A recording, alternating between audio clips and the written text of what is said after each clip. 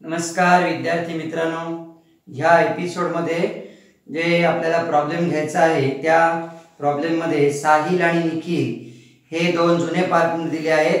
त्यांचा old ratio दिला आहे 3:2 आणि 1 एप्रिल 2017ला एक नवीन वरद नावाचा पार्टनर धंद्यामध्ये आलेला आहे. म्हणून नवीन बॅलन्स शीटला तारीख टाकली आहे आपण 1 एप्रिल 2017. त्याच्या आधी रिव्हॅल्युएशन सिंगल कॉलमचा 8 ओळींचा, पार्टनर्स कॅपिटल अकाउंट 3 कॉलमचा 8 ओळींचा आणि new balance sheet as on 1 April 2017 ही डबल कॉलमची 20 ओळींची आणि वर्किंग नोटमध्ये नेहमीप्रमाणे कॅश अकाउंट 5 ओळींचा आणि गुडविल अकाउंट पण 4 किंवा 5 ओळींचा सिंगल कॉलम. लायबिलिटी साइड बघा, क्रेडिटर्स 60,000. क्रेडिटर्सवर कोणतीच ॲडजस्टमेंट नाही आहे म्हणून क्रेडिटर्स डायरेक्ट जुन्या बॅलन्स शीटवरून न्यू बॅलन्स शीटला लायबिलिटी साइडला बाहेरच्या कॉलमला ठेवले आहे. कॅपिटल दोन पार्टनरचे दिले आहेत. कॅपिटल अकाउंटच्या क्रेडिट साइडला by balance brought down Sahil 80,000 आणि निखिल 1,00,000. ॲसेटला बघा, फर्निचर ॲडजस्टमेंट नंबर आहे 4. फर्निचर सुरुवातीला ॲसेटला लिहिलं आहे इनरला आणि 4 नंबर ॲडजस्टमेंटमध्ये फर्निचरची नवीन किंमत दिली आहे 48,000. मग नवीन किंमत जी दिली आहे ती बाहेरच्या कॉलमला आपली यायला पाहिजे म्हणून 60,000तून आपल्याला 12,000 वजा करावे लागतील. हे 12,000 आपल्याला डेप्रिसिएशन म्हणून ठेवावे लागतील म्हणून लेस डेप्रिसिएशन 12,000. तेव्हा बाहेरच्या कॉलमला दिसतील 48,000. डेप्रिसिएशन चार्ज केल्यामुळे ॲसेटचं मूल्य कमी होते म्हणजे लॉस आहे म्हणून रिव्हॅल्युएशनच्या डेबिट साइडला टू फर्निचर 12,000. पुढे म्हटलंय बिल्डिंगवर पण ॲडजस्टमेंट नंबर आहे 4 म्हणून सुरुवातीला बिल्डिंग ॲसेटला ठेवली आहे इनरला 72,000 आणि बिल्डिंगची नवीन व्हॅल्यू चौथ्या ॲडजस्टमेंटला दिली आहे 1,00,000. मग बाहेरच्या कॉलमला जर नवीन किंमत आपल्याला 1,00,000 दाखवायची असेल तर 72,000 मध्ये आपल्याला 28,000 वाढवावे लागतील. त्याला म्हणायचं ॲप्रिसिएशन म्हणून प्लस ॲप्रिसिएशन 28,000. तेव्हा बाहेरच्या कॉलमला दिसेल 1,00,000. ॲसेट वाढल्यावर प्रॉफिट म्हणून रिव्हॅल्युएशनच्या क्रेडिट साइडला बाय बिल्डिंग 28,000. पुढे दिले डेटर इनरला लिहायचे 40,000. ॲसेट साइडला इनरला 40,000 आणि ॲडजस्टमेंट नंबर 4 वर डेटरची व्हॅल्यू दिली आहे 38,000 आणि कंसात दिले in view of likely bad debts म्हणजे 40,000 आणि 38,000 यातला फरक जो आहे 2,000 बॅड डेट्स म्हणून ठेवावा लागेल म्हणून लेस बॅड डेट्स 2,000.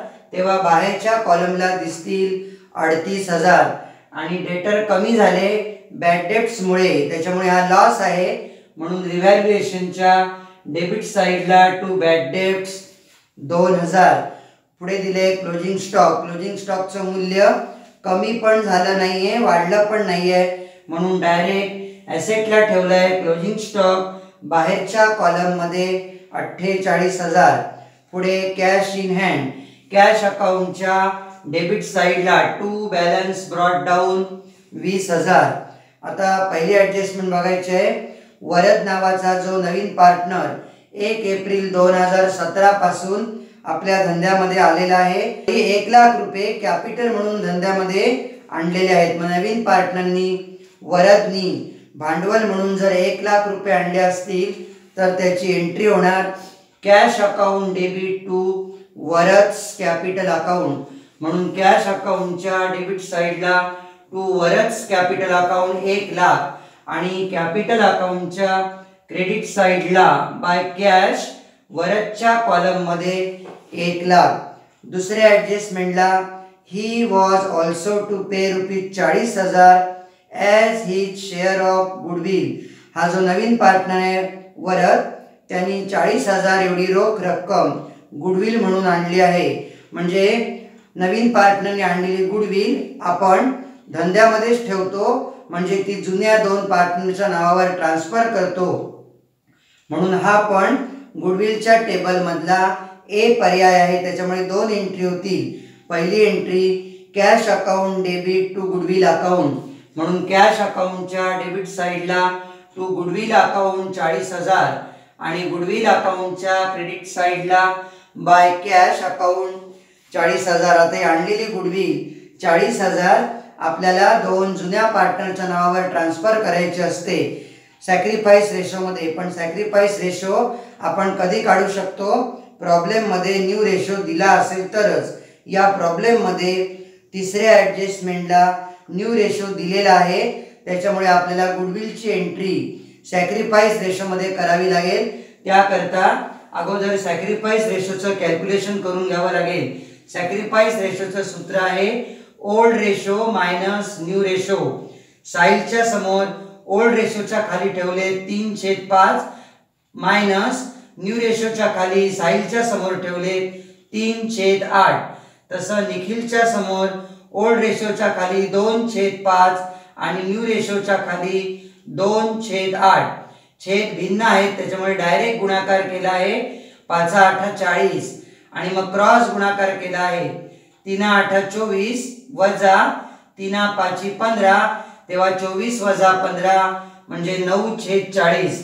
तसं साहिलच्या समोर बघा 5×8 40, 2×8 16 वजा 2×5 10, 16 वजा 10 6/40. तेव्हा सॅक्रिफाईस रेशो आला 9ला 6. 3 ने भाग दिल्यानंतर 3/2. या पण प्रॉब्लेम मध्ये सॅक्रिफाईस रेशो हा ओल्ड रेशो इतकाच योगायोगाने येतोय. तो नेहमी येईल असं नाहीये. तर आता 3/2 मध्ये ए ऑप्शन मधली दुसरी एंट्री आपल्याला करायची आहे. संपूर्ण गुडविल आहे 40,000. 40,000 भागिले आपण 5 केले, कारण 3 + 2 5 होतात. 40,000 भागिले 5 8,000, म्हणून साहिलचा गुडविल मधला शेअर 8,000 गुणिले 3 24,000 आणि निखिलचा 8,000 गुणिले 2 बरोबर 16,000. एंट्री झाली goodwill account debit to Sahil's capital account आणि टू निखिल्स कॅपिटल अकाउंट. म्हणून गुडविल अकाउंटच्या डेबिट साइडला to Sahil's capital account 24,000, to Nikhil's capital account 16,000 आणि कॅपिटल अकाउंटच्या क्रेडिट साइडला बाय गुडविल अकाउंट साहिलच्या कॉलम मध्ये 24,000, निखिलच्या कॉलम मध्ये 16,000. या प्रॉब्लेम मध्ये पाचव्या ॲडजस्टमेंटला असं म्हटलंय it was found that there was a liability for ₹3,000 for goods in March 2017 but recorded on 2 April 2017. म्हणजे आपण माल खरेदी केला आहे आणि त्या मालाचे पैसे आपण देणं बाकी ठेवलंय, म्हणजे लायबिलिटी फॉर गुड्स. म्हणून ही लायबिलिटी वाढणार आहे आपली. म्हणून रिव्हॅल्युएशनच्या डेबिट साइडला टू अनरेकॉर्डेड लायबिलिटी 3,000 आणि ही लायबिलिटी आपल्याला नवीन बॅलन्स शीटला लायबिलिटी साइडला दाखवावी लागेल. अनरेकॉर्डेड लायबिलिटी 3,000. याच्यानंतर आपल्याला रिव्हॅल्युएशनचं बॅलन्सिंग करायचं आहे. रिव्हॅल्युएशनची क्रेडिट साइडची बेरीज झाली 28,000. तीच दोन्ही साइडला मांडली आहे आणि 28,000तून या 3 अमाऊंटची बेरीज करून ती वजा केली आहे.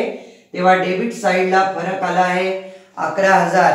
क्रेडिट साइडची बेरीज जास्त आणि डेबिटला फरक जेव्हा येतो तेव्हा आपण त्याला प्रॉफिट म्हणतो. म्हणून टू पार्टनर्स कॅपिटल अकाउंट कंसात प्रॉफिट 11,000ची विभागणी 3/2 मध्ये करताना 11,000 भागिले 5 केले तेव्हा आले 2200 आणि 2200 गुणिले 3 ते साहिलच्या नावावर टाकले 6,600 आणि 2200 गुणिले 2 तेव्हा 4,400 ते निखिलचा प्रॉफिट मधला शेअर. म्हणून पार्टनर्स कॅपिटल अकाउंटच्या क्रेडिट साइडला बाय रिव्हॅल्युएशन साहिलच्या कॉलम मध्ये 6,600, निखिलच्या कॉलम मध्ये 4,400. या पण प्रॉब्लेम मध्ये आपल्याला कॅपिटल वगैरे ऍडजस्ट करायला काही सांगितले नाहीये, त्याच्यामुळे कॅपिटल अकाउंट वरचं बॅलन्स आपल्याला कॅरी डाऊनच डायरेक्ट दाखवायचं आहे. तिन्ही पार्टनरच्या क्रेडिट साइडच्या बेरजा जास्त आहेत 1,10,600, 1,20,400 आणि 1,00,000 या तिन्ही बेरजा डेबिट साईडला लिहिल्यात आणि त्याच्यावरती डेबिट साईडला काहीच अमाऊंट नसल्यामुळे तेच आपले बॅलन्स येतील. टू बॅलन्स कॅरी डाऊन हे तिन्ही बॅलन्स न्यू बॅलन्स शीटला लायबिलिटी साईडला भरलेले आहेत. पार्टनर्स कॅपिटल अकाउंट अशा पद्धतीने तिघांची लिहून त्यांची बेरीज बाहेर आणली आहे 3,31,000. आता कॅश अकाउंटचं आपल्याला बॅलन्सिंग करायचं आहे. कॅश अकाउंटची डेबिट साईडची बेरीज 1,60,000 ती दोन्ही साईडला लिहिली आहे आणि क्रेडिट साईडला फरक आला आहे 1,60,000. हे कॅश क्लोजिंग बॅलन्स नवीन बॅलन्स शीटच्या ॲसेटला ठेवला आहे कॅश 1,60,000. या पण प्रॉब्लेम मध्ये आपला गुडविल अकाउंट ऑटोमॅटिक टॅली झाला आहे 40,000ला. त्यामुळे गुडविल अकाउंटचं बॅलन्स आपल्याला नवीन बॅलन्स शीटच्या ॲसेट साईडला दाखवावं लागणार नाही आहे आणि आपल्या नवीन बॅलन्स शीटची टोटल आली आहे 3,94,000.